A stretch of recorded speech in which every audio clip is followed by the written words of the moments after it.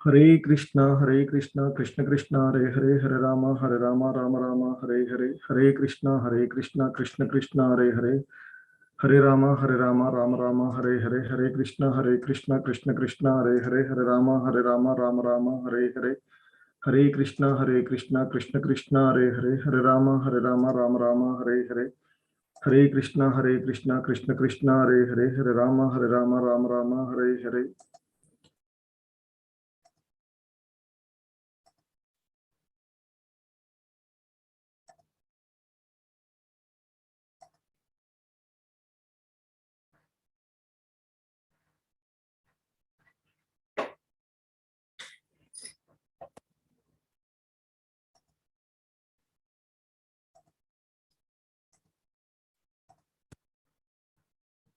Hare Krishna Mataji screen full గా వచ్చింది కదా? ఎస్ ప్రభుజీ. హరే కృష్ణ అందరికి. సో ఈరోజు ఇస్కాన్ శ్రీ శ్రీ రాధా గోవింద ఆలయం మంగళూరు కర్ణాటక వారి తరపున ఈ లెవెల్ 2 యూత్ బ్యాచెస్ కి మీ అందరికీ కూడా స్వాగతం తెలియజేస్తున్నాము. ఈరోజు మనము లెవెల్ 2లో భగవద్గీత యథాతథములోని ఆ భగవద్గీతలోని 13వ అధ్యాయమైనటువంటి ప్రకృతి పురుషుడు చైతన్యము, దీన్నే క్షేత్రజ్ఞ విభాగ యోగము అని కూడా పిలుస్తాము. సో ఈ అధ్యాయంలో నిన్న చూసినటువంటి ఆ శ్లోకాల తర్వాత కంటిన్యూషన్లో మిగిలినటువంటి శ్లోకాలను అవగాహన చేసుకోవడానికి ప్రయత్నం చేద్దాము. సో ఇక్కడ ఈ అవగాహన అనేటువంటిది ఇస్కాన్ వ్యవస్థాపక ఆచార్యులైనటువంటి శ్రీల ప్రభుపాదుల వారి యొక్క బోధనల ఆధారంగా మనము చూడడం జరుగుతుంది.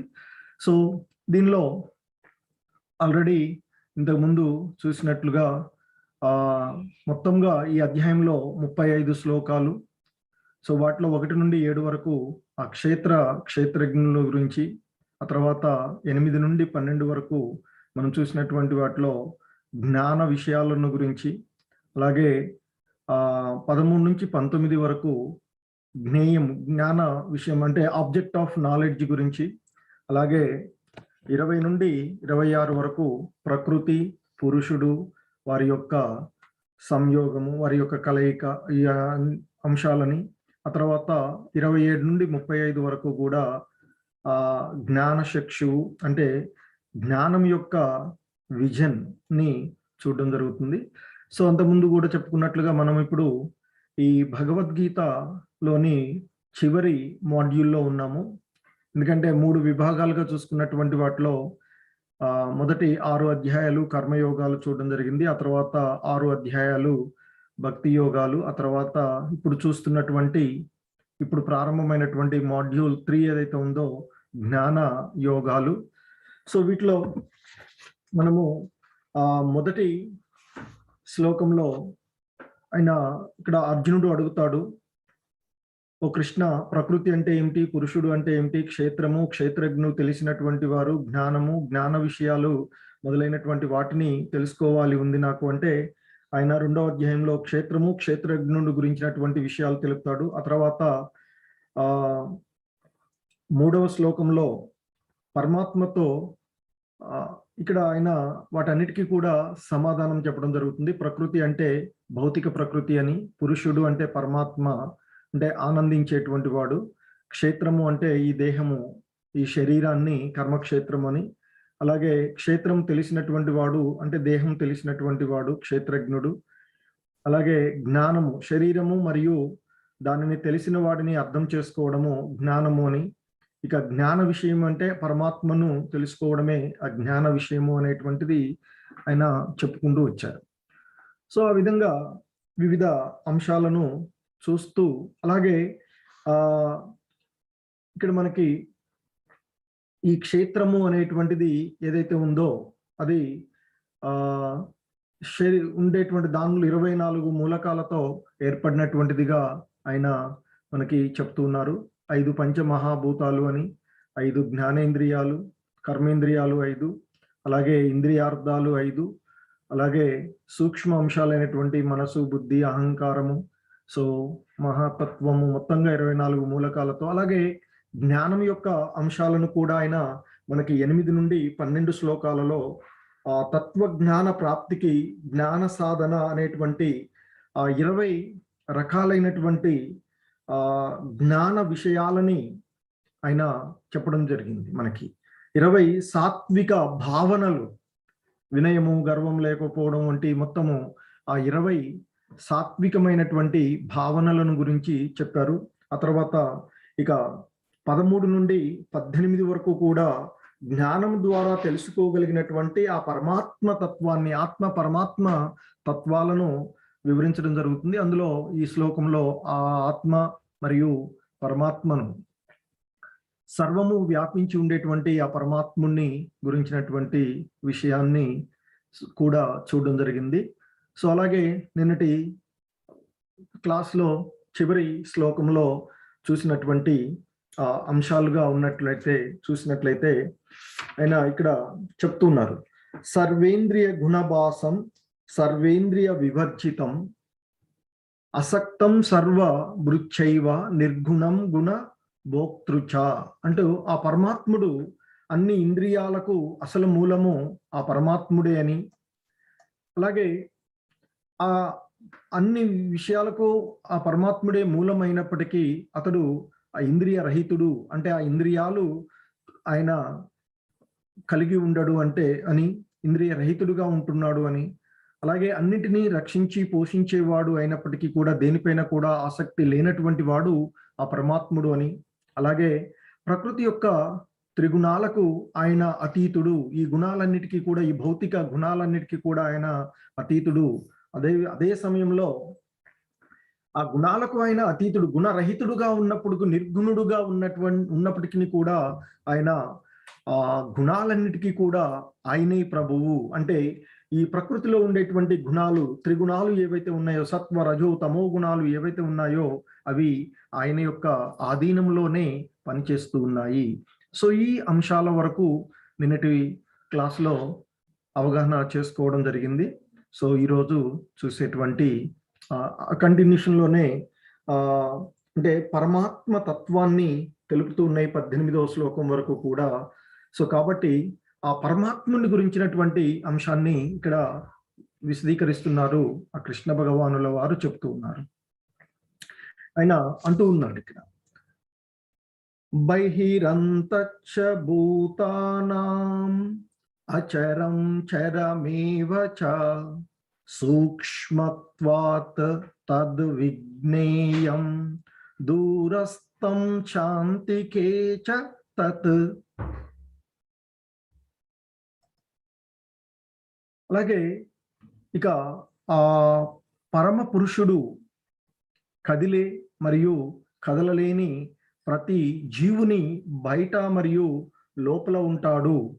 అతి సూక్ష్మంగా ఉన్నందున అతను చూడడానికి లేదా తెలుసుకోవడానికి భౌతిక ఇంద్రియాల శక్తికి మించిన వాడు. చాలా దూరంలోనూ ఉన్నప్పటికీ ఆయన అందరికీ దగ్గరలో కూడా ఉన్నాడు అని చెప్తున్నారు. అంటే ఇక్కడ ఆ పరమ పురుషుడు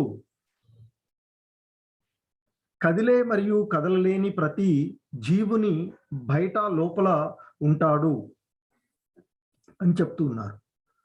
సో అంటే ఇక్కడ అంటే అది అచర జీవులైనప్పటికీ కూడా ఆ జీవులన్నిటిలో కూడా ఆయన బయట ఉంటున్నాడు, లోపల ఉంటున్నాడు అని చెప్తున్నారు. అంటే ఈ జీవులన్నీ కూడా ఆయన విశ్వవ్యాప్తంగా ఉన్నటువంటి ఆయన శక్తులు మాత్రమే ఇవి బహిర్గతం అవుతూ ఉన్నాయి. సో కాబట్టి అవన్నీ కూడా ఆయనలోనే ఉంటున్నాయి. సో ఆ విధంగా తయారు చేసినటువంటి దాంట్లో ఈ వస్తువులు తయారు చేస్తున్నాం అనుకోండి, చేసిన దాంట్లో మధ్యలో ఉండేటువంటిది ఏదైనా ఉందనుకోండి, ఆ లోపల కూడా అంతకుముందు ఏదైతే శూన్యం ఖాళీగా ఉండేటువంటిది ఉంటుందో అదంతా కూడా ఉంటూ ఉంటుంది. సో అలాగే అతి సూక్ష్మంగా ఉన్నందువలన ఆ భగవంతుడు చూడడానికి లేదా తెలుసుకోవడానికి ఈ భౌతికమైనటువంటి ఇంద్రియాల శక్తికి మించినవాడు. అంటే ఈ భౌతిక విధానము ద్వారా ఆయనని మనము తెలుసుకోలేము అని చెప్తూ ఉన్నారు. అలాగే ఆయన చాలా దూరంలో ఉన్నప్పటికీ ఆయన అందరికీ దగ్గరలో ఉన్నాడు. అంటే మనము ఒకసారి పరమాత్మ ఉన్నాడు, ఎవరు, ఎక్కడున్నాడు, ఏంటి అనేటువంటి దాని గురించి ఆలోచన వచ్చినట్లయితే ఆయన ఎక్కడో ఉంటాడు, వైకుంఠంలోనో లేదా గోలోక బృందావనంలో ఉంటాడు అనేటువంటి దానికొస్తే ఆయన ఎంతో దూరంలో ఉన్నాడు. కానీ ఆ పరమాత్ముడే అందరి హృదయాలలోనూ ఉన్నాడు, మనలోనూ ఉన్నాడు అనేటువంటి భావనకు వచ్చినట్లయితే ఆయన చాలా దగ్గరలో కూడా ఉన్నటువంటి వాడుగా ఉంటాడు. సో మనం భావించేటువంటి ఆ భావనల ప్రకారంగా ఆయన అంటే చెప్తూ ఉన్నారు, ఆయన పరమపురుషుడైనటువంటి ఆ నారాయణుడు ప్రతి జీవుని యొక్క బయట లోపల నివసిస్తూ ఉన్నాడని వేద సాహిత్యంలో మనం తెలుసుకోవడం జరుగుతూ ఉంటుంది. వేద సూత్రాలలో ముఖ్యంగా బ్రహ్మ సూత్రాలు అటువంటి వాటిలో కూడా తెలియజేయడం జరుగుతూ ఉంటుంది. అతడు ఆధ్యాత్మిక భౌతిక జగత్తులు రెండింటిలో కూడా ఉంటాడు ఆ పరమాత్ముడు. సో కనుకనే మనం భౌతికంగా ఆలోచించినప్పుడు ఆయన ఎంతో దూరంగా ఉంటాడు. ఆధ్యాత్మికంగా ఆలోచించినట్లయితే ఆయన చాలా దగ్గరగా ఉంటున్నాడు మనకి. సో కనుకనే ఆయన చాలా దగ్గరగాను ఉంటాడు, చాలా దూరంగాను ఉన్నట్లుగా తెలుస్తూ ఉంటుంది. అలాగే ఈ భౌతికమైనటువంటి ఇంద్రియాలు ఏవైతే ఉన్నాయో, వాస్తవానికి మన కళ్ళు ఉన్నాయనుకోండి, ఏదో ఒక వస్తువును చూస్తూ ఉన్నది మనకి కనిపిస్తుంది అనేటువంటి భావన ఎప్పుడు వస్తుంది? మనసు ఉన్నప్పుడు. అంటే ఈ దేహంలో, ఈ క్షేత్రంలో ఆ క్షేత్రజ్ఞుడు ఉన్నంత వరకే ఈ భౌతికమైనటువంటి ఇంద్రియాలు చూడడం జరుగుతూ ఉంటుంది. సో ఇవే కళ్ళు ఉంటాయి, ఇవే చెవులు ఉంటాయి, ఇవే ముక్కు ఉంటుంది, ఇదే నోరు ఉంటుంది. ఒకసారి ఆ క్షేత్రజ్ఞుడు అంటే ఆత్మ ఈ దేహాన్ని విడిచిపెట్టి వెళ్ళినట్లయితే అవేది కూడా పనిచేయవు. అంటే ఈ చూస్తున్నటువంటి విషయాలు లేదా మనం వింటూ ఉన్నటువంటి విషయాలు లేదా మనం మాట్లాడడము ఇవన్నీ జరుగుతున్నాయి అంటే ఆ దేహంలో, ఈ క్షేత్రంలో, ఈ కర్మక్షేత్రంలో ఆత్మ, ఆ చైతన్యము ఉన్నంత వరకే జరుగుతుంది. ఎందుకంటే మనం చూస్తూ ఉంటుంటాం, బయట ఎవరైనా చనిపోతే అక్కడ ఫలాని రామారావు, పుల్లారావు, ఎల్లారావు పోయాడు అని అంటారు. దేహం అంతా ఇప్పటిదాకా నాది, నేను అనేటువంటి భావనలో ఉండేటువంటి ఈ దేహం అంతా అక్కడే ఉంటుంది, కానీ ఆయన పోయారు అని చెప్తారు. ఎవరు పోయింది? ఆ నేను అనేటువంటి ఆత్మ. సో ఈ ఆత్మతత్వాన్ని తెలుసుకోవడం ముఖ్యంగా భగవద్గీత యొక్క మనకి చెప్పేటువంటి ముఖ్యమైనటువంటి లక్ష్యం. సో అందుకే చెప్తున్నారు ఇక్కడ ఆధ్యాత్మికంగాను ఆ భగవంతుడు ఆ ఆధ్యాత్మిక భౌతిక రెండు జగత్తుల్లో కూడా ఉంటాడు. అతను చాలా దూరంలో ఉన్నప్పటికీ మనకి చాలా దగ్గరగా కూడా ఉన్నాడు. ఇవన్నీ కూడా వేద సాహిత్యాల్లో మనకి సూచించబడుతూ ఉన్నటువంటి అంశాలు. ఇంకా చెప్తున్నారు ఆయన, అవిభక్తం చ భూతేషు విభక్తమివ చ స్థితం భూత భర్తృ చ తజ్ఞేయం గ్రసిష్టు ప్రభవిష్టు చ. సో ఇంకా ఆయన చెప్తూ ఉన్నారు, పరమాత్మ విభజించుటకు వీలు లేనివాడు, అయినా సర్వ ప్రాణులలో వేరువేరుగా కనిపిస్తూ ఉంటాడు. సమస్త జీవులకు ఆ పరమేశ్వరుడే సృష్టికర్త, సంరక్షకుడు, పోషకుడు మరియు లయకారకుడు అని తెలుసుకొనుము. సో అని చెప్తున్నారు ఇక్కడ. ఆ పరమాత్మ విశ్వవ్యాప్తంగా ఉండేటువంటి, అవ్యక్తంగా ఉండేటువంటి ఆ పరమాత్ముడు విభజింపడానికి వీలు లేనటువంటి వాడు. అయినా కానీ ఆయన అన్ని జీవుల, ఈ సృష్టిలో ఉండేటువంటి ప్రతి జీవులలో కూడా, అన్ని జీవులలో ఆయన చెప్తున్నాడు, ఓ అర్జున, అన్ని క్షేత్రాలలోనూ ఆత్మ అనేటువంటి క్షేత్రజ్ఞుడితో పాటు నేను సర్వక్షేత్రజ్ఞుడినై ఉన్నాను అని చెప్తున్నారు.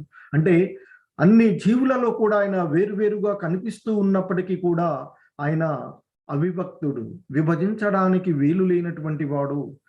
సమస్త జీవులకు ఆ పరమేశ్వరుడే, ఆ భగవంతుడే, భగవానుడే, ఆ దేవదేవుడే సృష్టికర్తగా ఉంటాడు. అంటే బ్రహ్మగా ఆయనే ఈ సృష్టిని సృష్టిస్తూ ఉంటుంటాడు. ఆయన ఆధీనంలోనే జరుగుతూ ఉంటుంది. అలాగే సంరక్షకుడు, పోషకుడు అంటే విష్ణువుగా ఈ జీవులన్నిటినీ కూడా పోషిస్తూ ఉంటుంటాడు. అలాగే లయకారకుడు అని చెప్తాము, శివుడుగా ఈ సృష్టిని లయం చేసేటువంటి వాడు కూడా ఆయనే.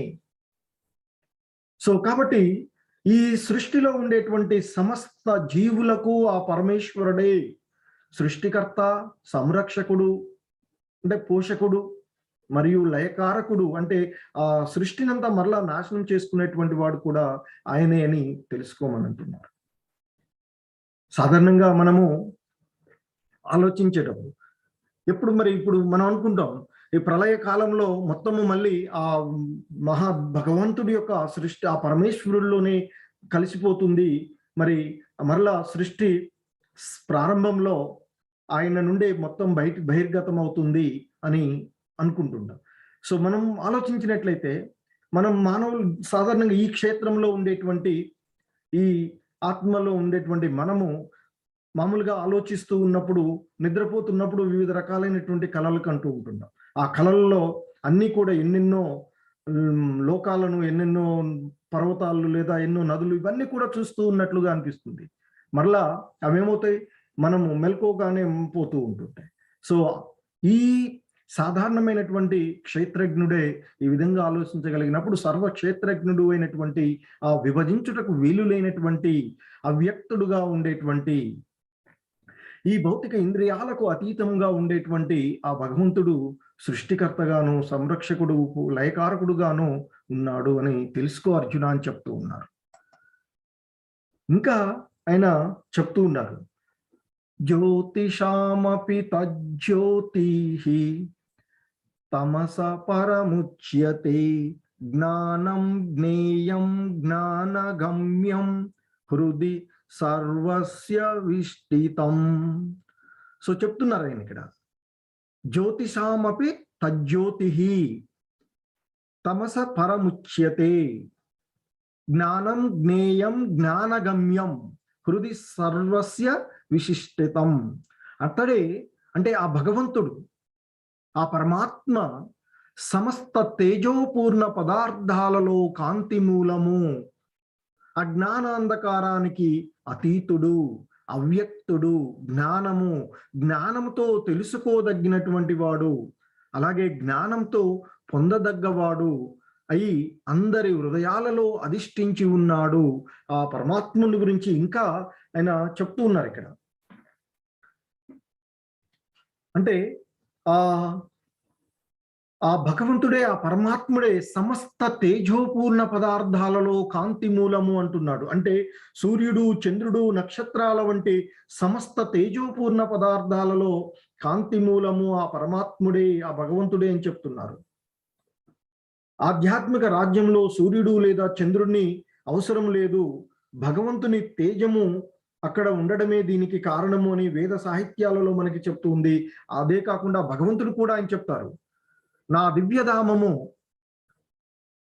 సూర్యుడి యొక్క కాంతి గాని, చంద్రుడి కాంతి గాని, లేదా విద్యుత్ కాంతి గాని, లేదా వేరే అగ్ని కాంతి గాని అవసరం లేదు అని. అంటే ఆ ఆధ్యాత్మిక ప్రపంచము స్వయం ప్రకాశితము. సో ఆ భగవంతుని యొక్క తేజస్సు ద్వారానే అవి ప్రకాశిస్తూ ఉంటుంది. కానీ ఈ భౌతిక ప్రపంచంలో ఈ తేజోపూర్ణమైనటువంటి పదార్థాలు ఏవైతే ఉన్నాయో, సూర్యుడు, చంద్రుడు, నక్షత్రాలు వంటి ఆ ప్రకాశితమయ్యేటువంటి ఆ అన్ని పదార్థాలలో కాంతి మూలము ఆయనే అని చెప్తున్నారు. అంటే ఆయన యొక్క శక్తుల, ఆయన యొక్క విభూతులలో ద్వారానే ఇవన్నీ కూడా వస్తూ ఉన్నాయి అని చెప్తున్నారు. ఆయన ఈ అజ్ఞాన అంధకారానికి అతీతుడు. ఆయన మనం 11వ అధ్యాయంలో చదువుతూ ఉంటాం, సంజయుడు వర్ణిస్తూ ఉంటాడు ఆయన యొక్క విశ్వరూపాన్ని చూసినప్పుడు. ఆ విశ్వరూపం ఎలా ఉంది, ఎంత తేజోవంతంగా ఉంది అంటే, ఆకాశంలో ఏకకాలంలో అంటే ఒకే సమయంలో 100,000 సూర్యులు ప్రకాశిస్తే ఆ ప్రకాశము ఆ విశ్వరూపుడి యొక్క తేజస్సుకు సమానము కావచ్చేమో అంటాడు. అంటే ఆ భగవంతుడి యొక్క తేజస్సు ఎట్లా ఉంటుంది అంటే, అది లక్షలాది సూర్యులు, ఒక సూర్యుడి యొక్క వెలుతురే ఈ అజ్ఞానాన్ని మనకి భౌతిక ప్రపంచంలో వెలుతురునిస్తుంది, చీకటినంతా కూడా పారదోలుతూ ఉంటుంది. మరి అటువంటిది ఆ భగవంతుడి యొక్క తేజస్సు లక్షలాది సూర్యుల యొక్క తేజస్సు ఉండేటువంటి అంతటి ప్రకాశవంతంగా ఉంటుంది ఆ ఆధ్యాత్మికమైనటువంటి ప్రపంచము అని చెప్తున్నారు. సో కాబట్టి ఆయన అజ్ఞాన అంధకారానికి ఆయన అతీతుడు, అవ్యక్తుడు, వ్యక్తం కానటువంటి వాడు. ఎక్కడ ప్రారంభం ఉంది, ఎక్కడ మధ్య ఉంది, ఎక్కడ అంతం ఉంది అనేటువంటిది తెలుసుకోలేనటువంటి జ్ఞానము ఆయనే. జ్ఞానంతో తెలుసుకోదగినటువంటి వాడు కూడా జ్ఞేయం ఆయన చెప్తున్నారు. అలాగే జ్ఞానంతో మరి ఎవరు ఆ జ్ఞానం ద్వారా భగవంతుణ్ణి పొందడమే కదా. సో కనుక ఆ జ్ఞానంతో పొందదగినటువంటి వాడు కూడా భగవంతుడే అని చెప్తున్నారు. అటువంటి ఆ భగవంతుడు అందరి హృదయాలలోనూ అధిష్ఠించి ఉన్నాడు అని చెప్తూ ఉన్నారు. ఇంకా ఆయన చెప్తూ ఉన్నారు ఇక్కడ ఆ ఆత్మ మరియు పరమాత్మలను ఎవరు తెలుసుకోగలుగుతారు అనేటువంటి విషయాన్ని ఈ శ్లోకంలో, ఈ 19వ శ్లోకంలో వర్ణనిస్తున్నారు. అంతకుముందు తెలిపినటువంటి ఆ విషయాల ద్వారా ఎవరు ఆ పరమాత్మ మరియు ఆత్మలను ఎరుగుతారు అనేటువంటి విషయాన్ని తెలియచేస్తున్నారు. ఇతి క్షేత్రం తథా జ్ఞానం జ్ఞేయం శోక్తం సమాసతః మద్భక్త ఏతద్విజ్ఞాయ మద్భావాయోపపద్యతే. సో ఇంకా ఆయన చెప్తూ ఉన్నారు, ఈ విధంగా క్షేత్రము, జ్ఞానము మరియు జ్ఞాన విషయమును నేను సంగ్రహముగా తెలియచేశాను. కేవలము నా భక్తులు మాత్రమే దీనిని యథార్థంగా అర్థం చేసుకోగలరు.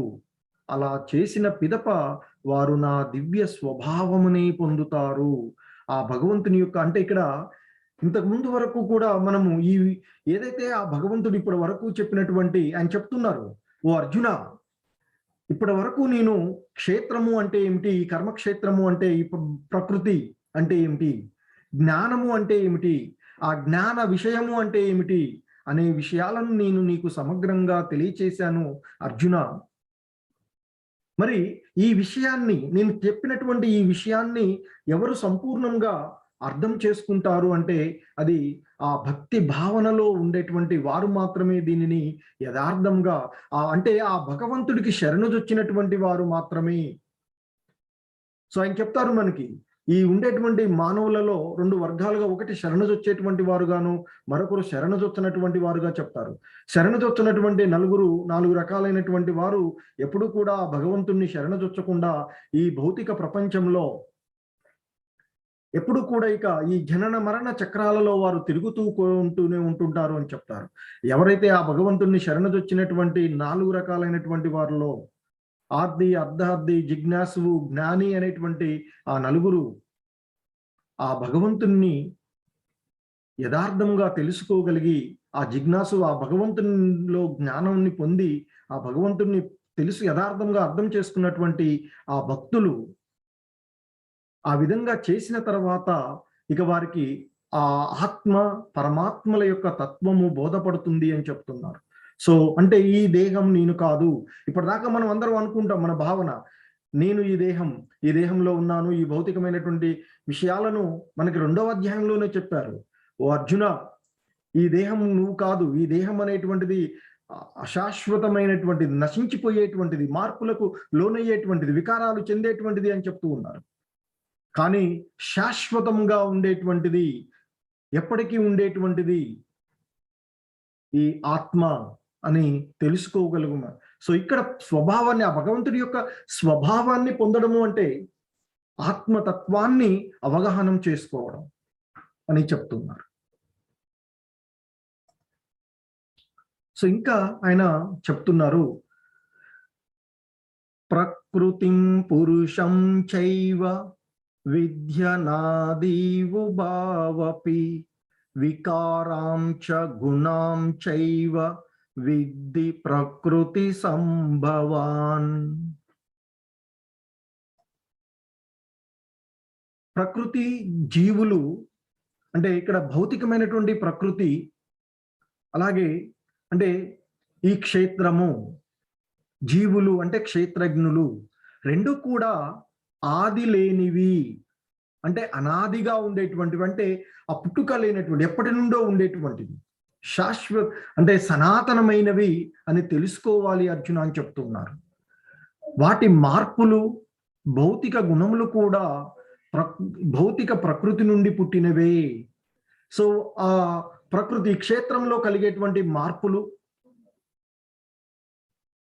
అలాగే ఈ భౌతిక ప్రకృతి అపర ప్రకృతిలో ఉండేటువంటి ఆ గుణాలైనటువంటి త్రిగుణాలు, భౌతిక గుణాలైనటువంటి సత్వ రజో తమో గుణాలు కూడా ఈ భౌతికమైనటువంటి ప్రకృతి అంటే అపర శక్తి నుండి పుట్టినటువంటివే అని చెప్తున్నారు.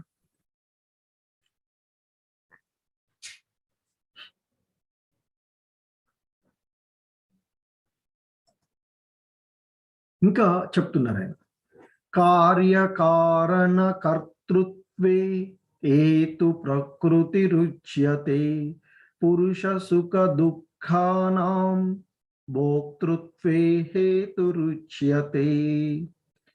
సో ఇంకా ఆయన చెప్తున్నారు, సమస్త భౌతిక కార్యమునకు కారణమునకు ప్రకృతియే హేతువని చెప్పబడింది. కాగా జగత్తులోని సుఖ దుఃఖములను అనుభూతి చెందడంలో జీవాత్మయే బాధ్యుడు అని చెప్పబడింది అర్జున అంటూ చెప్తూ ఉన్నారు ఇక్కడ. అంటే ఈ సమస్త భౌతిక కారణాలకు అంటే జరిగేటువంటి సమస్తం భౌతికంగా జరిగేటువంటి కార్యమునకు కారణం అంటే జరిగేటువంటి విషయాలకు కారణంగా ఉండేటువంటి ఇది ఆ ప్రకృతి అని చెప్పబడుతుంది అని. అంటే ఈ ఏదైతే ఈ క్షేత్రం ఏదైతే ఉందో ఈ క్షేత్రమే ఈ సమస్త భౌతిక కార్యము దానికి అవి జరగడానికి కారణంగా కూడా ఈ భౌతికమైనటువంటి ప్రకృతియే కారణం అని చెప్తూ ఉన్నారు. కాగా ఈ భౌతిక జగత్తులో సుఖ దుఃఖాలను అనుభూతి చెందడంలో మాత్రం ఆ జీవాత్మయే బాధ్యుడు అని చెప్పబడింది అర్జున అంటూ చెప్తూ ఉన్నారు. అంటే జీవులలో వివిధ దేహాలు, ఇంద్రియాలు భౌతిక ప్రకృతి వలనే కలుగుతున్నాయి అని చెప్తున్నారు. అలాగే 84 లక్షల వివిధ జీవరాశులు ఉన్నాయి అని, ఈ రకాలన్నీ కూడా ప్రకృతి నుండియే పుట్టినాయి అని చెప్తూ ఉన్నారు. ఈ దేహంలో లేదా ఆ దేహంలో వశించాలని కోరుకునేటువంటి వివిధ ఇంద్రియ భోగాల నుండి ఇవి ఉత్పన్నమవుతూ ఉన్నాయి. అంటే మనం ఇక్కడ ఆయన చెప్పేటువంటిది ఏంది, ఈ భౌతిక జగత్తులో సుఖ దుఃఖాలను అనుభూతి చెందుటలో జీవాత్మయే బాధ్యుడు అని చెప్పబడింది అని చెప్తూ ఉన్నారు. అంటే మనము చేసుకున్నటువంటి కర్మల ప్రకారంగా, మనలో ఉండేటువంటి ఈ గుణాల ప్రకారంగా మనము అలవర్చుకున్నటువంటి ఈ ప్రకృతి సాంగత్యంలోనికి రావడం ద్వారా మనము ఏ గుణాలలో ఏ కర్మలలో మనం చేస్తూ ఉన్నామో దానికి సంబంధించినటువంటి ఆ సుఖ దుఃఖాలు మనము ఈ భౌతిక ప్రపంచంలో అనుభవించవలసి ఉంటుంది. కనుక ఇవన్నీ కూడా అంటే ఆ జీవుడు ఆ ఇంద్రియ భోగాలను అనుభవించాలి అనేటువంటి భావనలో ఉండి తాను చేసుకున్నటువంటి ఆ కర్మలే ఈ సుఖ దుఃఖాలకు కారణమవుతూ ఉన్నాయి. ఈ భౌతిక ప్రపంచంలో తాను ఆ భౌతిక ఇంద్రియ విషయాలపైన వెంపర్లాట మోహం కలిగి వాటిని పొందాలి అనేటువంటి భావనలో ఉండడం వల్లే ఇవన్నీ కూడా కలుగుతున్నాయి అర్జున అని చెప్తూ ఉన్నారు. సో మనకి ఇంతకుముందు చెప్పినట్లుగా ఈ ప్రకృతిలో వివిధ రకాలైనటువంటి జీవులు 84 లక్షల రకాలుగా జీవులు ఉన్నాయి అని చెప్తూ ఉంటుంటారు. సో ఆ రకమైనటువంటి మనకు ఏ భావనలలో ఉంటే ఆ భావాలకు అనుకూలమైనటువంటి ఈ దేహాలను పొందడం జరుగుతూ ఉంటుంది. సో తద్వారా దానికి సంబంధించినటువంటి సుఖ దుఃఖాలను అతడు అనుభవిస్తూనే ఉంటుంటాడు. సో కనుక ఇక్కడ ఉండేటువంటి ఈ జీవుల యొక్క రకాల గురించి చూసినట్లయితే సో ఇక్కడ చెప్తున్నారు, ఈ ఉండేటువంటి 84 లక్షల రకాలైనటువంటి ఆ జీవులలో వివిధ రకాలైనటువంటి దేహాలను మనము పొందిన తర్వాత ఉన్నతంగా ఉండేటువంటి మానవ జన్మ లభిస్తూ ఉంటుంది అని చెప్తూ ఉన్నారు. సో ఆ మానవ జన్మ పొందినటువంటిది మరలా అదే జన్మలో ఉండాలి అని కానీ లేదా అంతకంటే ఉన్నతమైనటువంటి స్థితిని కానీ పొందవచ్చు. కానీ ఎప్పుడు కూడా అదే మానవ జన్మ ఉంటుందని భావించలేము. మరలా మనం చేసుకున్నటువంటి ఆ కర్మ సిద్ధాంతాల ప్రకారంగా వివిధ రకాలైనటువంటి జన్మలు పొందుతాం. ఇక్కడ మనకి ఉండేటువంటి ఆ పురాణాలలో చెప్పబడేటువంటి అంశాలు, ముఖ్యంగా విష్ణు గరుడ పురాణాలలో చెప్పబడినటువంటివి అంశాలు ఏంటంటే, మనకి ఈ ఉన్నటువంటి 84 లక్షల జీవరాశులలో వీటిలో జలజ నవలక్షణి అని చెప్తున్నారు. అంటే జలచరాలుగా అంటే నీటిలో నివసించేటువంటి ఆ జీవులు 9 లక్షల రకాలు అని చెప్తూ ఉంటారు. స్థావర లక్ష విశంతి అని చెప్తున్నారు. అంటే కదలని స్థిరంగా ఉండేటువంటివి, అంటే వృక్షాలు మొక్కలు వంటి ఆ జీవులు 20 లక్షల రకాలుగా ఉన్నాయి అని చెప్తున్నారు.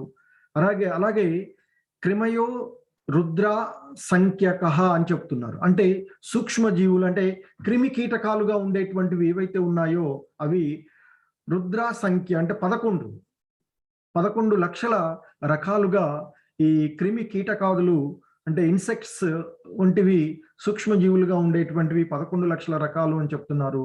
అలాగే ఇంకా చెప్తున్నారు ఇక్కడ పక్షిణం దశలక్షణం, అంటే పక్షులు 10 లక్షల రకాలైనటువంటి పక్షులు ఉన్నాయి అని చెప్తున్నారు.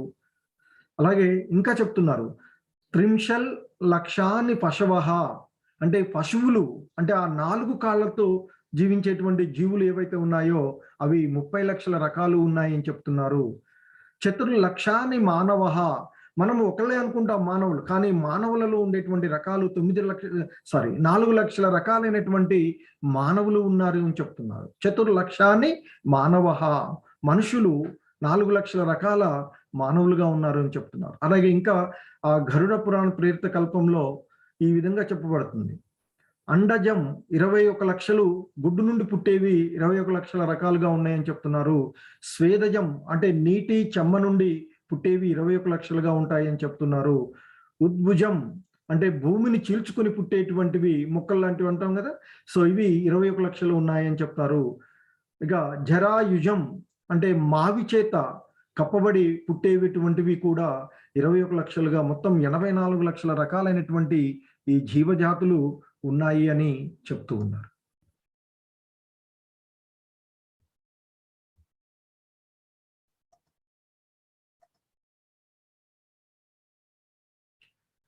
సో ఇంతకుముందు చెప్పినట్లుగా ఈ 9 లక్షల రకాలైనటువంటి నీటిలో నివసించేటువంటి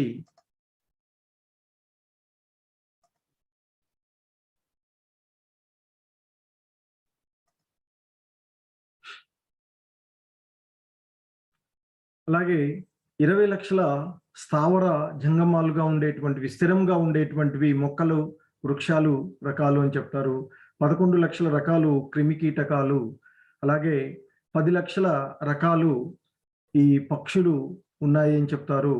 ఇక 30 లక్షల రకాలు ఈ జంతువులు, అలాగే మానవులు 4 లక్షల రకాలుగా ఉన్నారు అని చెప్పడం జరుగుతూ ఉంటుంది. సో ఇంకా ఆయన చెప్తున్నారు, పురుష ప్రకృతిస్థో హి భుంక్తే ప్రకృతి జాన్ గుణాన్ కారణం గుణ సంగోస్య సద సద్యోని జన్మసు.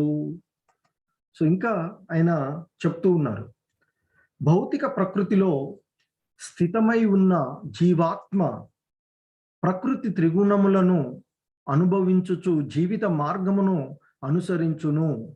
ప్రకృతి సాంగత్యమే జీవాత్మకు ఉన్నత మరియు అధమ జన్మలకు కారణమగును అని చెప్తూ ఉన్నారు.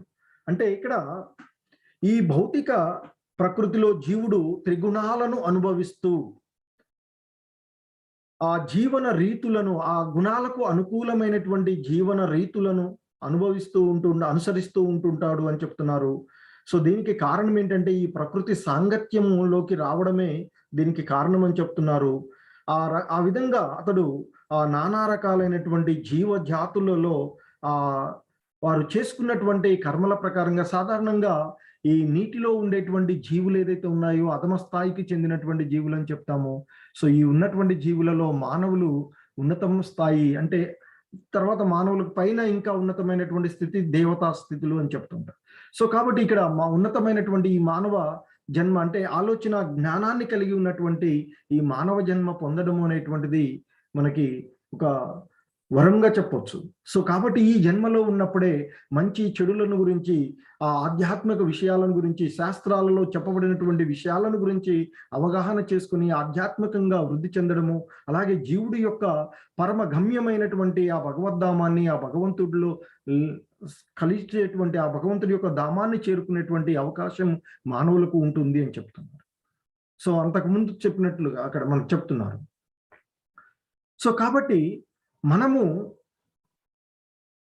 అంటే ఒక మానవులుగా జన్మించినటువంటి వాడు జీవుడు ఎవరైనా కానివ్వండి, సో వారు చేసుకున్నటువంటి ఈ ప్రకృతి త్రిగుణాల ద్వారా ఆ గుణాలలో సత్వగుణంలో ఉండడమో, రజోగుణంలో ఉండడమో, లేదా తమో గుణంలో ఉండడం అనేటువంటి దాన్ని బట్టి ఒకవేళ జీవుడు సత్వగుణాన్ని వృద్ధి చెందించుకొని ఆ సత్వగుణాన్ని అనుసరిస్తూ ఉన్నట్లయితే, ఆ జీవిత మార్గంలో తను సత్వగుణంలో ఉండిపోయినట్లయితే, అతడు ఈ మానవ జన్మ కంటే కూడా ఇంకా ఉన్నతమైనటువంటి జన్మలను పొందేటువంటి అవకాశం ఉంటుంది. తద్వారా ఆ భగవంతుడి యొక్క దివ్యధామాన్ని, ఆ జీవుడి యొక్క వాస్తవిక గమ్యాన్ని చేరుకునేటువంటి అవకాశం ఉంటుంది అని చెప్తుంటారు.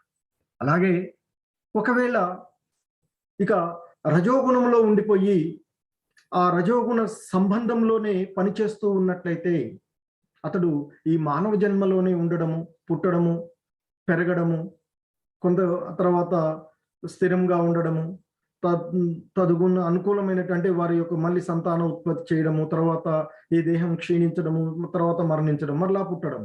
సో ఆ విధంగా ఈ జన్మ మరణ చక్రాల్లో చిక్కుకొని ఆ సంసార సాగరంలోనే కొట్టుమిట్లాడుతూ ఉంటుంటారని చెప్తారు. ఇక ఎవరైతే తమోగుణ సంబంధంలో పనిచేస్తూ పోతూ ఉంటారో వారు ఇంతకంటే ఇంకా అధమ జన్మలను పొందడం జరుగుతూ ఉంటుంది. పశుపక్షాదులుగాను, లేదా మొక్కలుగాను, లేదా ఇంకా క్రిమి కీటకాలుగాను పుట్టడం జరుగుతూ ఉంటుంది అని చెప్తూ ఉంటారు. కాబట్టి సో ఇక్కడ ఈ భౌతిక ప్రకృతిలోనికి వచ్చినటువంటి ఆ జీవాత్మ ఈ ప్రకృతి సంగత్వము ద్వారా తాను ఒక దేహము నుండి మరొక దేహంలోనికి మార్పు చెందుతూ ఉంటాడు. ఆ మార్పు అనేటువంటిది మనం చేసుకునేటువంటి పరిస్థితులను బట్టి ఉన్నతమైనటువంటిదిగా ఉంటుంది, లేదా అధమంగా జరిగేటువంటి అవకాశం ఉంటుంది. సో ఆధ్యాత్మిక విషయాలను అనుసరిస్తూ ఆ భక్తి మార్గాన్ని అనుసరించేటువంటి వారు ఖచ్చితంగా ఇంతకంటే ఉన్నతమైనటువంటి స్థితిని పొందేటువంటి అవకాశం ఉంటుంది అని చెప్తారు. ఇంకా చెప్తూ ఉన్నారు ఆయన, ఉపద్రష్టానుమంతా చ భర్త భోక్త మహేశ్వరః పరమాత్మేతి చాప్యుక్తో దేహేస్మిన్ పురుష పరః. సో ఇంకా అంటున్నారు, దేహంలోనే ఆ సర్వోన్నత భగవానుడు కూడా ఉంటాడు. ఆయన సర్వ సాక్షి, సర్వ నియామకుడు, ధరించి పోషించేవాడు, అలౌకిక భోక్త, సర్వోత్కృష్ట అధికారి మరియు పరమాత్మని చెప్పబడతాడు అంటూ ఆయన, అంటే ఆ పరమాత్ముడు ఈ దేహాల్లోనే ఉండేటువంటి పరమాత్ముడు సర్వసాక్షిగా, అంటే ఈ జీవాత్మ ఈ జీవులు చేస్తూ ఉండేటువంటి అందరి హృదయాలలో ఉండేటువంటి ఆ పరమాత్ముడు వారు చేస్తున్నటువంటి వారి యొక్క కర్మలకు ఆయన సర్వసాక్షిగాను, వాటి యొక్క ఫలితాలను ఇచ్చేటువంటి సర్వ నియామకుడుగాను ఉండి ఆ జీవులన్నింటినీ కూడా ధరించి పోషించేటువంటి వాడు, అలౌకికమైనటువంటి ఎటువంటి లౌకిక భావాలు లేనటువంటి భోక్తగా ఆయన, అలాగే సర్వోత్కృష్టమైనటువంటి అధికారిగా ఉండేటువంటి వాడు ఆ పరమాత్ముడు, అంటే ఆ సర్వ క్షేత్రజ్ఞుడు అని చెప్తున్నారు. అంటే సర్వదా వ్యక్తిగత ఆత్మతో కూడి ఉండేటువంటి ఆ పరమాత్ముడు భగవంతుని ప్రాతినిధ్యము ఇక్కడ చెప్పబడుతుంది. ముఖ్యంగా అతడు సాధారణమైనటువంటి జీవుడు కాదు, ఆ పరమాత్మ వేరు, జీవుడు ఆత్మ వేరు అని చెప్తున్నారు ఇక్కడ. సో ఇక్కడ కానీ కొంత అద్వైత తత్వవేత్తలు క్షేత్రజ్ఞుడు అంటే ఆ పరమాత్ముడు ఒక్కడే అనేటువంటి కారణంగా, అంటే ఆత్మకు పరమాత్మకు భేదం లేదు అని చెప్తూ ఉంటుంటారు. కానీ ఆత్మ అంటే పరమ పురుషుడుగా ఉండేటువంటి వాడు ఆ పరమాత్ముడు మాత్రమే. అంటే అన్నిటి యొక్క భోక్త అనేటువంటి వాడు ఆ పరమాత్ముడు మాత్రమే. సో జీవుడు అన్నిటి యొక్క భోక్త కాదు. సో కనుక ఈ ప్రతి దేహంలో ఉండేటువంటి ఆ పరమాత్ముడు, ఆ దేహాన్ని ధరించినటువంటి ఆ జీవుడు, ఆ దేహధారి చేసేటువంటి పనులన్నిటికీ కూడా ఆయన సర్వ సాక్షిగా ఉండి వాటన్నిటికీ కూడా హనుమంత అని చెప్తుంది. ఆయనకి వాటన్నిటికీ కూడా అవకాశాలు ఇచ్చేటువంటి వాడు, ఆ విషయాలని ఆ జీవులన్నింటిని కూడా పోషించేటువంటి వాడు, ఆ సర్వోత్కృష్టమైనటువంటి అధికారిగా ఆ పరమాత్ముడు ఉన్నాడు. అందరి హృదయాలలో ఉండేటువంటి ఆ పరమాత్ముడు, ఆ అంటే దివ్యమైనటువంటి అంటే ఇక్కడ మన దివ్యమైనటువంటి వాడు, వ్యక్తిగత ఆత్మకు ఆయన భిన్నమైనటువంటి వాడు అని చెప్తున్నారు. సో ఆయనే పరమ నియామకుడు, సర్వరక్షకుడు, సర్వ నియామకుడు. ఆయనే అన్ని సర్వ జీవులను పోషించేటువంటి వాడు కూడా ఆయనే అని చెప్తూ ఉన్నారు. ఇంకా చెప్తున్నారు, ఏవం వేత్తి పురుషం ప్రకృతిం చ గుణై సహా సర్వతా వర్తమానోపి నసభూయోభిజాయతే. ఇంకా ఆయన చెప్తున్నారు, ప్రకృతి, జీవాత్మ అంటే క్షేత్రము, క్షేత్రజ్ఞుడు మరియు ప్రకృతి త్రిగుణముల మధ్య సహచర్యములను గురించి యథార్థమును అర్థం చేసుకున్నవారు మళ్ళీ ఇక్కడ పుట్టరు. వారి ప్రస్తుత పరిస్థితి ఎలా ఉన్నా వారు విముక్తి చేయబడతారు అంటూ ఆ భగవంతుడు ఇక్కడ చెప్తున్నారు. ఆయన ఆ దేవదేవుడైనటువంటి కృష్ణ భగవానుల వారు చెప్తూ ఉన్నారు, మనందరికీ కూడా చెప్తూ ఉన్నారు. ఆయన ప్రకృతి అంటే క్షేత్రము, జీవాత్మ క్షేత్రజ్ఞుడు. అలాగే ఈ ప్రకృతి యొక్క మాయాశక్తి, ప్రకృతిలో ఉండేటువంటి త్రిగుణాలు ఏవైతే సత్వ, రజో, తమో గుణాలు, వాటి మధ్య ఉండేటువంటి సహచర్యము గురించినటువంటి యథార్థాన్ని ఎవరైతే అర్థం చేసుకుంటున్నారో అటువంటి వాడు ఈ జనన మరణ చక్రాల నుండి బయటపడతాడు, అంటే ముక్తి చెందుతాడు, అంటే ఆ భగవంతుని యొక్క దివ్యధామాన్ని చేరుకోగలుగుతారు అని చెప్తున్నారు. అంటే ఆత్మ జ్ఞానాన్ని పొందినటువంటి వాడు, అంటే ఈ క్షేత్రము వికారాలు పొందేటువంటిది, అంటే మార్పుకు లోనయ్యేటువంటిది అని, జీవాత్మ ఆత్మ అనేటువంటిది ఏదైతే ఉందో అది శాశ్వతమైనది అని, నిరంతరము ఒక క్షేత్రం నుండి మరొక క్షేత్రంలోనికి మారుతూ ఉండేటువంటిదని.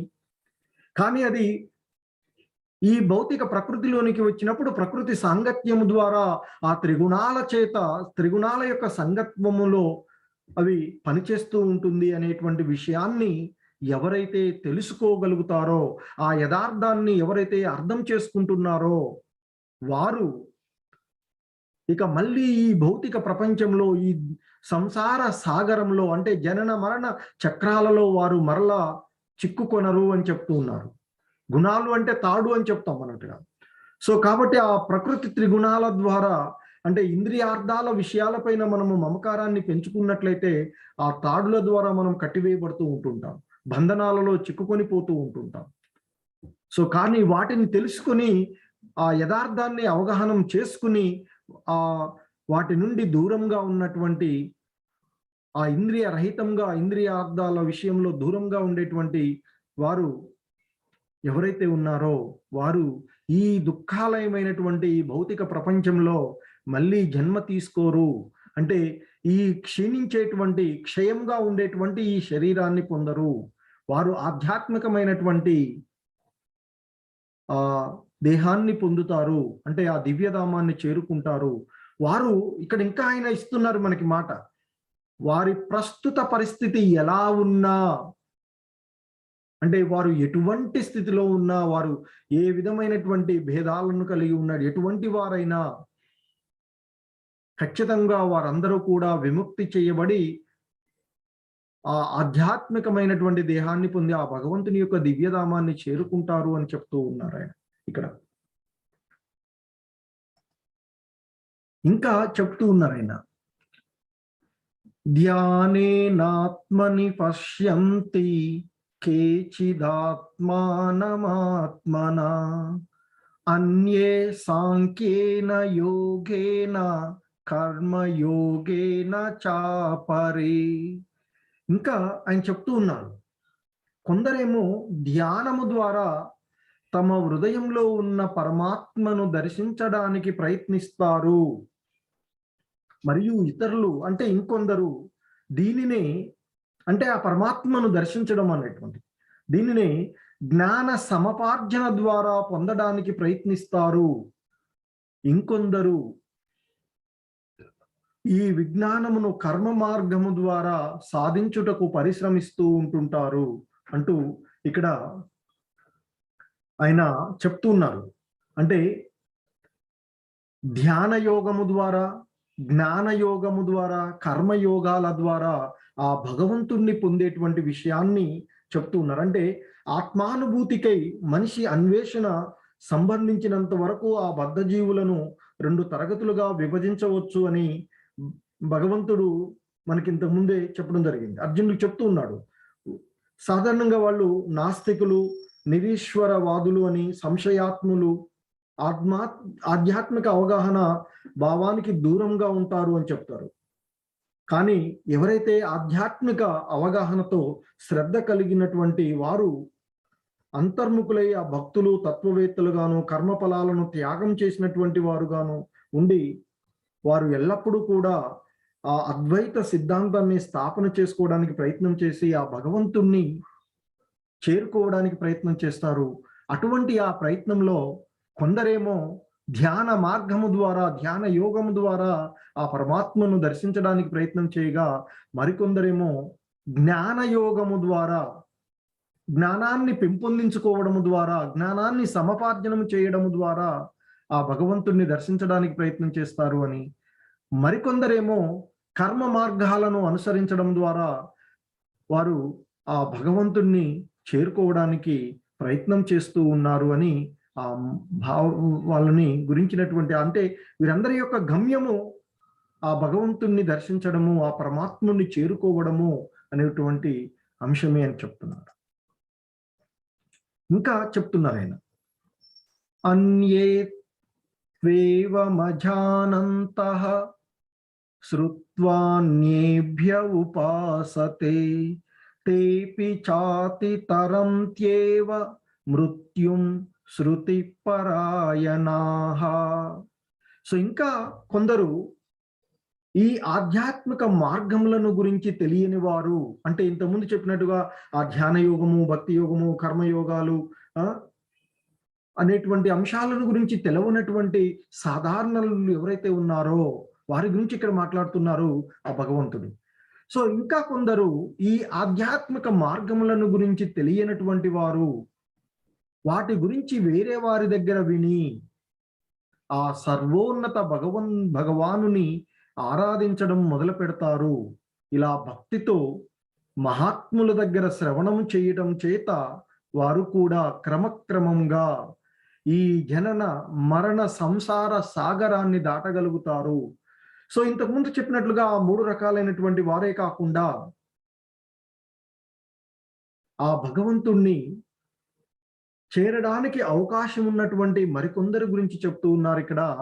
వారికి ఆధ్యాత్మిక విషయాల గురించి తెలియకపోయినప్పటికీ కూడా ఈ నవీన సమాజంలో ఆధ్యాత్మిక విషయముల పైన దాదాపుగా విద్య లేని కారణంగా ఇక్కడ ఆధ్యాత్మిక విషయాల గురించి సరైనటువంటి అవగాహన ఎవరికి ఉండదు. ఈ సమాజంలో ఏదో డాక్టరేట్ చేసాము, ఎంతో పొందిన విజ్ఞానం అని అనుకుంటాం. బట్ ఆధ్యాత్మికమైనటువంటి విషయం పైన అవగాహన, సరైనటువంటి అవగాహన లేనటువంటి వారు ఎందరో ఉంటారు. అటువంటి వారు ఒక్కొక్కసారి అవకాశంగా ఒక ప్రామాణికమైనటువంటి గురువు దగ్గర వినడం జరుగుతూ ఉంటుంది.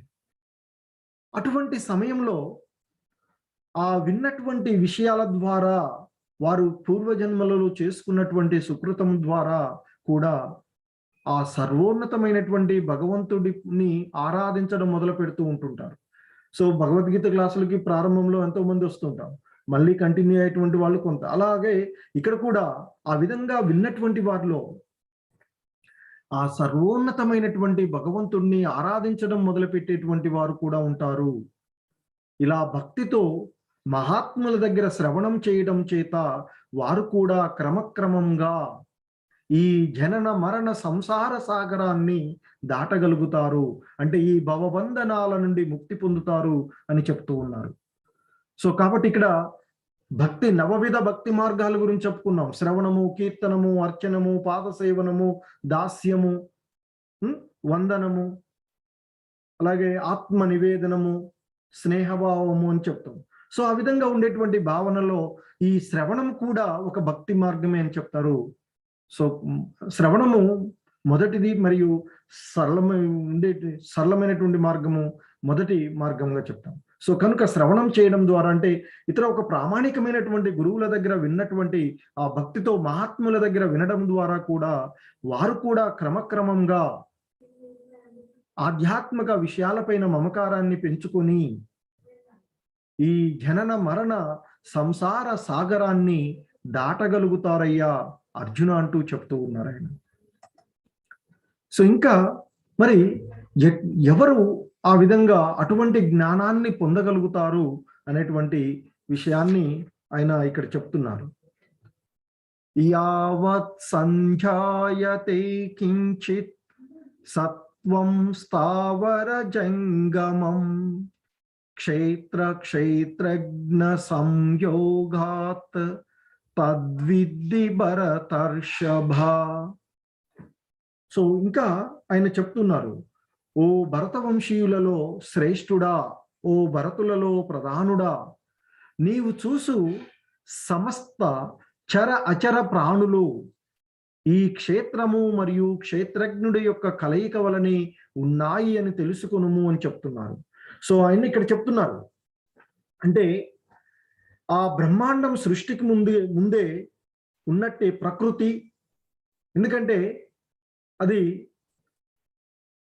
సనాతనమైనది అని చెప్పారు. ప్రకృతి జీవుడు సనాతనమైనవి అని చెప్పారు. కాబట్టి ఈ బ్రహ్మాండం సృష్టి కంటే ముందు నుండే ఉన్నటువంటి ఈ ప్రకృతి జీవుడు రెండు కూడా ఇక్కడ చెప్తూ ఉన్నారు. ఈ రెండింటి కలయిక వలనే మనం చూస్తూ ఉన్నటువంటి కదిలేటువంటివి, కదలలేనటువంటి, అంటే ఈ సృష్టిలో ఏదైతే సృష్టించబడుతుందో, ఈ సృష్టిలో ఏదైతే జీవులు ఉన్నాయో ఇవన్నీ కూడా ఈ సృష్టి అంతా కూడా ఆ జీవుడు ప్రకృతి కలయిక తప్ప మరొకటి కాదు అని చెప్తూ ఉన్నారు ఆ కృష్ణ భగవానుల వారు. ఇక్కడ అంటే ఇక్కడ మనకి చెప్తున్నారు చర అచర ప్రాణులు అని చెప్పారు. అంటే ఈ సృష్టిలో చూస్తూ ఉన్నటువంటి చర అచర ప్రాణులు ఈ క్షేత్రము మరియు క్షేత్రజ్ఞుడి వల్ల కలయిక వల్లనే ఉన్నాయి అని చెప్తున్నారు కదా. అంటే కదలనివైనటువంటి చెట్లు, పర్వతాలు, కొండలు వంటి వివిధ రూపాలు అన్ని, అలాగే కదిలేవైనటువంటి పలు రూపాలుగా ఉండేటువంటి జీవులు అన్ని కూడా ఉన్నటువంటి ఇవన్నీ కూడా ఆ ప్రకృతి మరియు జీవుని యొక్క స్పర్శ ద్వారా మాత్రమే అవి వృద్ధి చెంది ఉన్నాయి అని చెప్తూ ఉన్నారు. సో ఆ విషయాన్ని తెలుసుకోవడమే మనము జ్ఞానము. సో ఆ విషయాన్ని తెలుసుకోమని చెప్తున్నారు. ఇంకా చెప్తున్నారు ఆయన, సమం సర్వేషు భూతేషు తిష్టం తం పరమేశ్వరం వినశ్యంతం య పశ్యతి స పశ్యతి. సమస్త ప్రాణులలో వాటి ఆత్మతో పాటుగా ఉన్న పరమాత్మను సూచినవాడే మరియు ఆ రెండింటిని ఈ నశ్వరమైన శరీరంలో అనస్వరమైన వాటిగా సూచినవాడే నిజంగా చూచినట్లు. సో అంటే ఇక్కడ చెప్తున్నారు ఆయన, ఎవరైతే అంటే ఈ అన్ని దేహాలలో వ్యక్తిగత ఆత్మతో పాటుగా ఆ పరమాత్ముని ఎవరైతే చూడగలుగుతూ ఉన్నారో, అలాగే ఆయన ఇక్కడ చెప్తున్నారు, ఈ నశ్వరమైన శరీరంలో అనస్వరమైనటువంటి వాటినిగా, అంటే ఆ పరమాత్ముడు ఆత్మ అనేటువంటివి ఈ క్షీణించిపోయేటువంటి, ఈ నశించిపోయేటువంటి క్షేత్రంలో వారు శాశ్వతంగా అంటే వారు శాశ్వతమైనటువంటి వారు. అంటే ఈ దేహము, క్షేత్రము ఏదైతే ఉందో అది అశాశ్వతమైనటువంటిది, క్షీణించిపోయేటువంటి, నశ్వరము అయినటువంటిది అంటే క్షీణించిపోయేటువంటిది అని అర్థం. ఈ క్షీణించిపోయేటువంటి శరీరంలో ఉండేటువంటి ఆ ఆత్మ మరియు పరమాత్మలు శాశ్వతలు అనేటువంటి విషయాన్ని ఎవరైతే తెలుసుకోగలుగుతున్నారో వారే నిజాన్ని తెలుసుకున్నటువంటి వారు అర్జున అంటూ చెప్తూ ఉన్నారు ఆయన. ఇంకా చెప్తున్నారు ఆయన, సమం పశ్యన్ హి సర్వత్ర సమవస్థితమీశ్వరం నహి నస్త్వాత్మానాత్మనం తతో యాతి పరాం గతిం.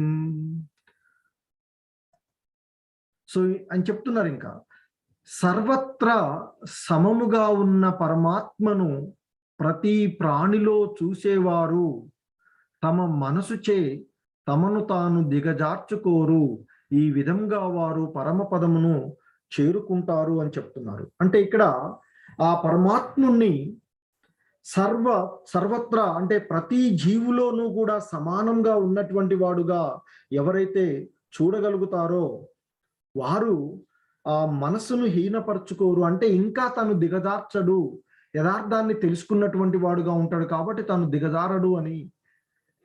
సో కనుక వారు ఇక ఎప్పుడైతే వారు ఆ జ్ఞానంలో స్థితమై ఉంటారో, అంటే ఆ ఆత్మతత్వాన్ని, ఆ పరమాత్ముని యొక్క జ్ఞానాన్ని ఎవరైతే తెలుసుకోగలుగుతున్నారో వారు ఇక ఈ భ్రమలో, ఈ భౌతికమైనటువంటి విషయాలలో, ఈ భౌతిక ప్రకృతి, ఈ భౌతిక త్రిగుణాల యొక్క సాంగత్యమును వీడి, అంటే ఈ గుణరహితులుగా ఉండి ఈ శాశ్వతమైనటువంటి ఆత్మతత్వాన్ని ఎవరైతే తెలుసుకోగలుగుతున్నారో అలా తెలుసుకున్నటువంటి వారు ఆ భగవంతుని యొక్క సేవలో, ఆ భగవంతుని యొక్క భక్తి యోగంలో నిమగ్నమై ఉంటారు.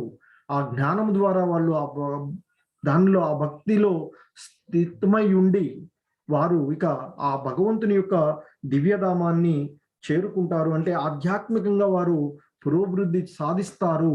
ఆ పరమపదాన్ని, ఆ భగవంతుని యొక్క అంటే ఎటువంటి దుఃఖాలు లేనటువంటి, అంటే ఈ ప్రకృతి ద్వంద్వాలు లేనటువంటి ఆ శాశ్వతమైనటువంటి ఆనందాన్ని, శాశ్వతమైనటువంటి సంతోషాన్ని, ఈ జనన మరణాలు లేనటువంటి స్వయం ప్రకాశితమైనటువంటి ఆ పరమపదాన్ని చేరుకుంటారు ఆ భక్తిలో స్థితమై ఉన్నటువంటి వారు అని చెప్తూ ఉన్నారు. ఇంకా చెప్తున్నారు ఆయన, ప్రకృత్యైవ చ కర్మాణి క్రియమానాని సర్వశః యపశ్యతి తతాత్మానం అకర్తారం సపశ్యతి.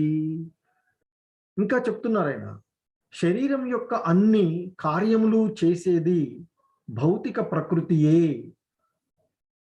జీవాత్మ నిజానికి ఏ పని చెయ్యదు అని అర్థం చేసుకున్నటువంటి వాడు నిజంగా చూసినట్టుండు అని చెప్తున్నారు. అంటే ఇక్కడ ఈ దేహము పరమాత్ముని నిర్దేశంలో ప్రకృతి చేత తయారైంది అని, అలాగే జీవుని దేహం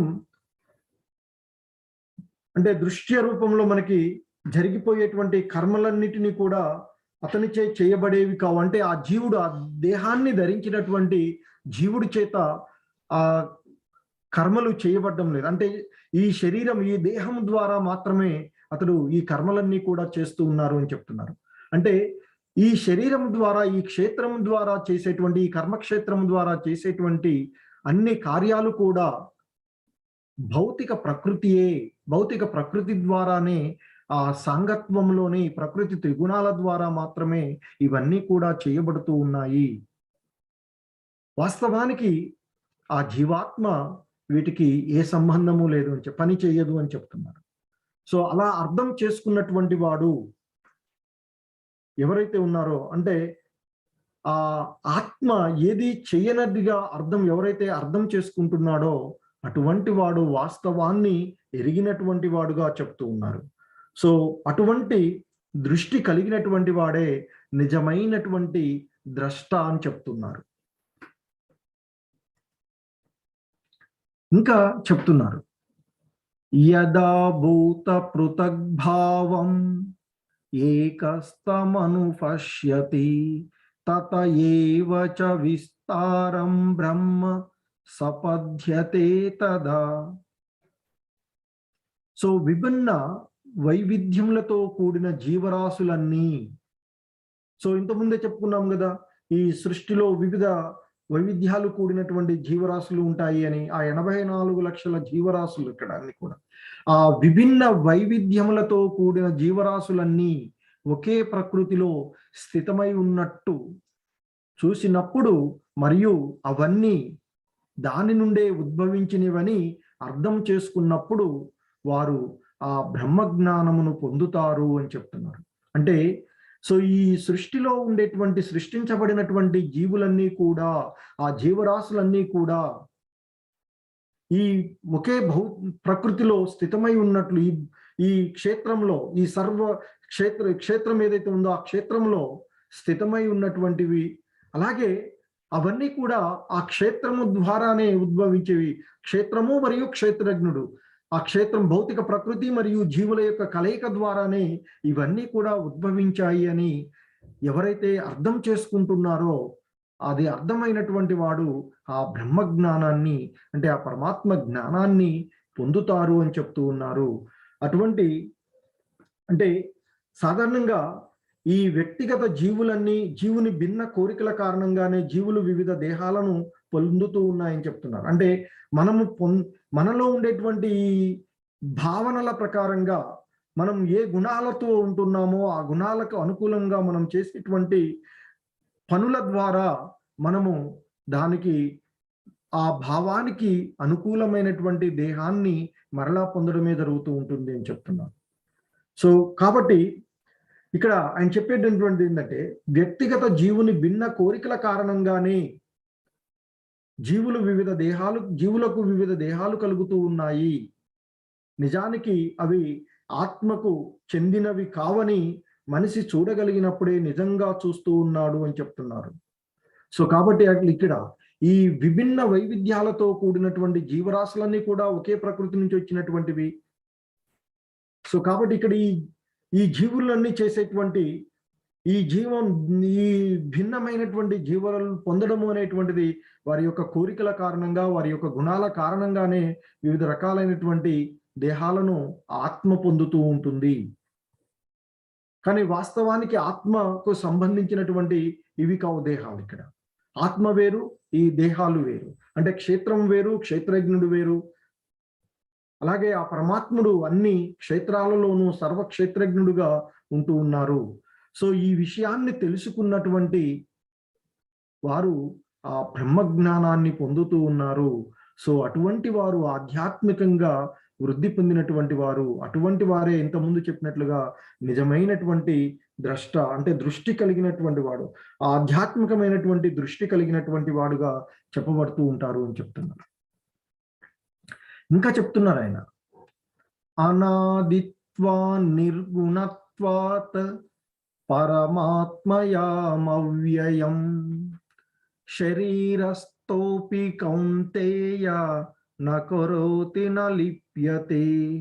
ఓ కౌంతేయ, అంటే ఓ కుంతి కుమార, ఓ కుంతి తనయుడా, పరమాత్మ నాశనము లేనివాడు, అనాది అయినవాడు, భౌతిక లక్షణములు ఏవీ లేనివాడు, దేహంలోని స్థితమై ఉన్నా ఆయన ఏమీ చేయడు, మరియు భౌతిక శక్తిచే ఏ మాత్రము కలంకితుడు కాడు అంటూ ఆ భగవంతుని యొక్క గుణ అయిన తత్వాన్ని మరలా ఇక్కడ ఆ పరమాత్మ యొక్క తత్వాన్ని ఇక్కడ తెలియచేస్తున్నాడు. ఆ పరమాత్ముడు ఎవరైతే ఉన్నారో ఆ నిత్య దృష్టి కలిగిన వారు నాశనరహితమైనటువంటి ఆత్మను దివ్యమైనదిగాను, నిత్యమైనదిగాను, గుణాతీతముగాను అయినదిగాను చూడగలుగుతారు అని చెప్తూ ఉన్నారు ఆయన. సో అలాంటి ఈ ఆ పరమాత్ముడు ఎవరైతే ఉన్నారో ఆ పరమాత్ముడు నాశనము లేనటువంటి వాడు, అనాదిగా ఉండేటువంటి వాడు, అలాగే ఈ భౌతిక లక్షణాలన్నీ కూడా ఏవి అంటనటువంటి వాడు, అలాగే ఈ దేహంలో ఉన్నప్పటికీ కూడా ఆ దేహానికి సంబంధం లేనటువంటి వాడు, సూక్ష్మమైనటువంటి కారణంగా ఆ దేహాన్ని దేంతో కూడా కలిసేటువంటి వాడు కాదు అని చెప్తున్నారు. అలాగే ఈ భౌతిక శక్తి చేత ఏ మాత్రము కూడా అతడు కలంకితుడు కాడు అని చెప్తూ ఉన్నారు. అంటే దేనికి కూడా అతడు చిక్కడు అని చెప్తున్నారు. అలాగే ఆత్మ కూడా. సో ఇంకా ఆయన చెప్తున్నారు, యతా సర్వగతం సౌక్ష్మ్యత్ ఆకాశం నోపలిప్యతే సర్వత్రావస్థితో దేహే తతాత్మన నోపలిప్యతే. సో ఆకాశము అంటే మన పైన ఉండేటువంటి ఈ ఖాళీ జాగా అంటున్నాం కదా, ఈ ఆకాశము అన్నింటినీ తనలోనే కలిగి ఉంటుంది. కానీ సూక్ష్మమైనది కావడం వలన తనలో కలిగి ఉన్న వాటిచే అది కలంకితము కాదు.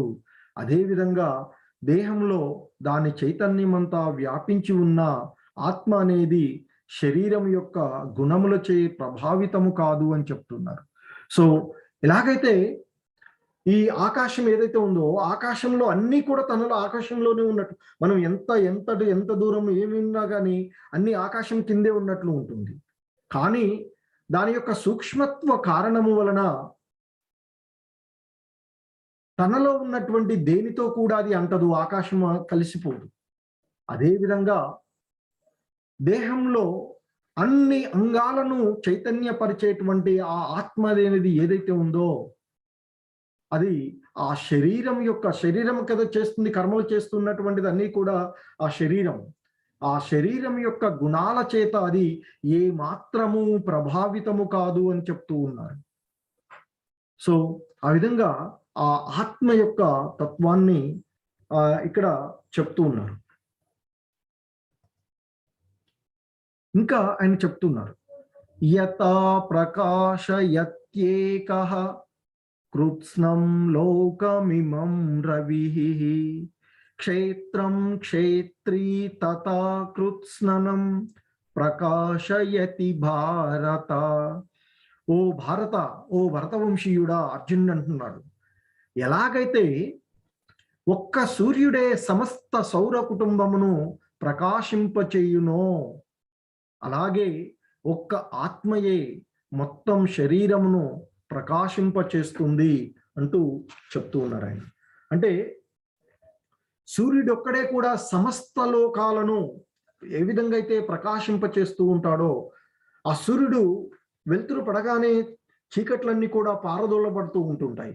సో కాబట్టి సమస్త లోకాలను ఆ సూర్యుడు ఏ విధంగానైతే ప్రకాశింపచేస్తూ ఉన్నాడో అదే మాదిరిగా ఈ క్షేత్రంలో ఉండేటువంటి ఆ క్షేత్రజ్ఞుడైనటువంటి లేదా ఆత్మ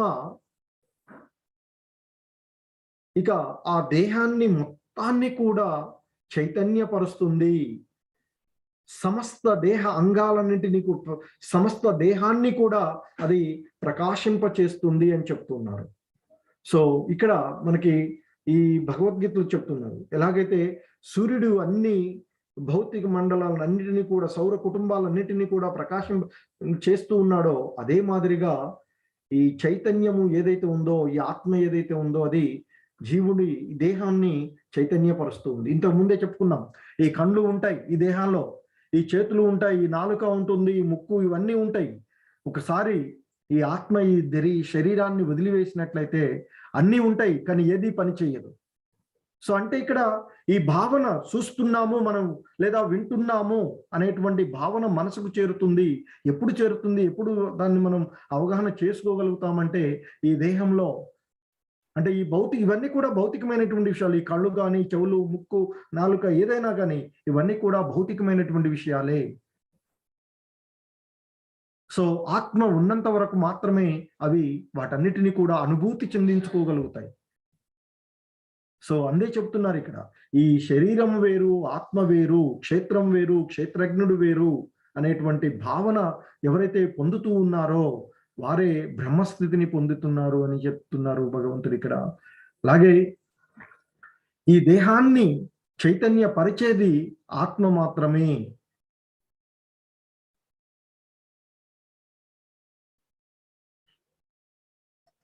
సో ఇంకా ఈ అధ్యాయంలోని చివరి శ్లోకంలో కృష్ణ భగవానుల వారు ఈ విధంగా చెప్తూ ఉన్నారు, క్షేత్రజ్ఞయోరేవం అంతరం జ్ఞాన చక్షుషా భూత ప్రకృతి మోక్షం చ ఏ విదుర్యాంతి తే పరం. దేహము అంటే క్షేత్రమునకు, దేహము నెరుగు క్షేత్రజ్ఞుడకు గల భేదమును జ్ఞాన చక్షువులచే గమనించి భౌతిక ప్రకృతి నుండి విముక్తి పొందే పద్ధతి తెలిసిన వారు పరమపదమును చేరుకుంటారు అని చెప్తున్నారు. అంటే ఇక్కడ ఆయన చెప్తున్నారు, ఈ శ్లోకంలో భగవంతుడు చెప్తూ ఉన్నారు, కృష్ణ భగవానుల వారు ఆ జీవుడి యొక్క పరమ గమ్యాన్ని ఏమిటి అనేది చెప్తూ ఉన్నారు.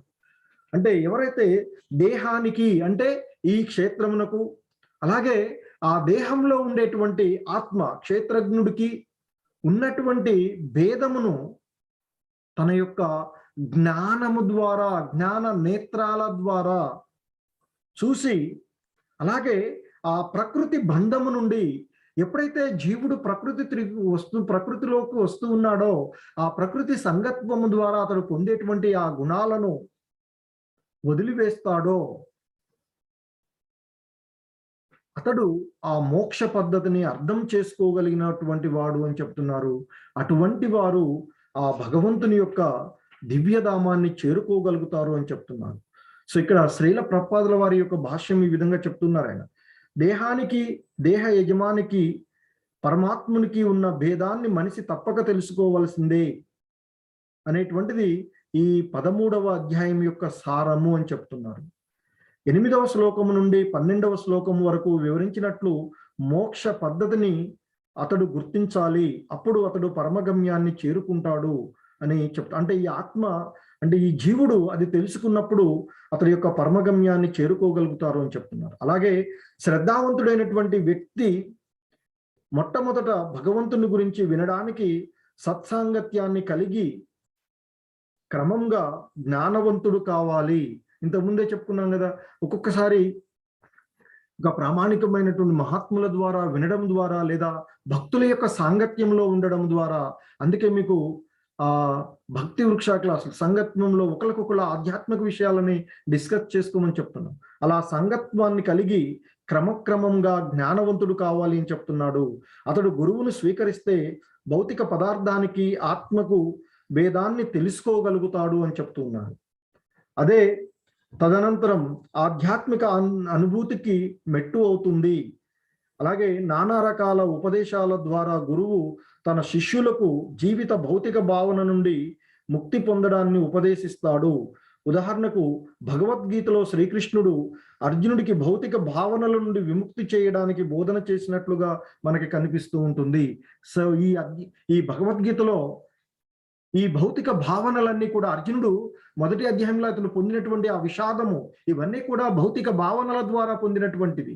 సో అటువంటి ఆ భౌతిక భావనల నుండి విముక్తి పొందడానికి గురువు సహకారం అవసరమవుతుంది అని చెప్తున్నారు. ఆ గురువు ద్వారా, అంటే లేదా ఆధ్యాత్మికమైనటువంటి పుస్తకాల, గ్రంథాల ద్వారా ఈ విషయాన్ని తెలుసుకున్నట్లయితే అది ఆ ఆధ్యాత్మిక అనుభూతి పొందడానికి మార్గం అవుతూ ఉంది అని చెప్తున్నారు. ఏ విధంగా అయితే మనకి ఆ కృష్ణ భగవానుల వారు అర్జునుడిని కారణంగా చేసుకొని మనకి ఈ విషయాన్ని కూడా ఏ విధంగా మనం ఈ భవబంధనాల నుండి, ఈ భౌతిక భావనల నుండి విముక్తి పొందాలి అనేటువంటి అంశాలని ఆయన బోధించడం జరిగింది.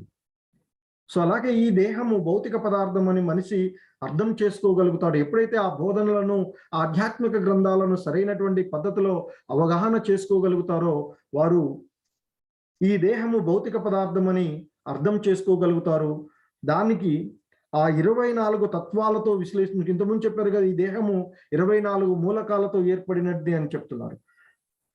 అలాగే దేహము స్థూల రూపము, అలాగే మనసు, మానసిక భావనలు ఏవైతే ఉన్నాయో అవి సూక్ష్మ రూపము అని చెప్తూ ఉన్నారు. ఈ రూపాల అంత ప్రక్రియ జీవన యొక్క లక్షణాలు అని చెప్తున్నారు.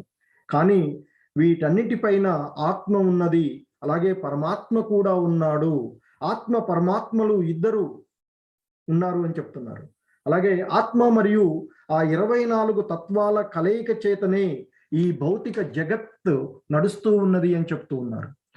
సమస్త జగత్తు నిర్మాణానికి ఈ ఆత్మ మరియు భౌతిక తత్వాల కలయికగా చూసేవాడు, అలాగే పరమాత్ముని స్థితిని కూడా చూడగలిగేవాడు ఆధ్యాత్మిక జగత్తును చేరుకోవడానికి యోగ్యుడవుతాడు అని చెప్తున్నారు. అలాగే ఈ విషయాలు ధ్యానానికి, అనుభూతికి ఉద్దేశించబడ్డాయి. అలాగే ఒక ప్రామాణికమైనటువంటి గురువు సహాయంతో ఈ విషయాలను పూర్తిగా అవగాహన పొందాలి అని శ్రీల ప్రభుపాదుల వారు భాష్యంలో చాలా చక్కగా వివరించడం జరిగింది. సో హరే కృష్ణ అండి. హరే కృష్ణ అందరికీ.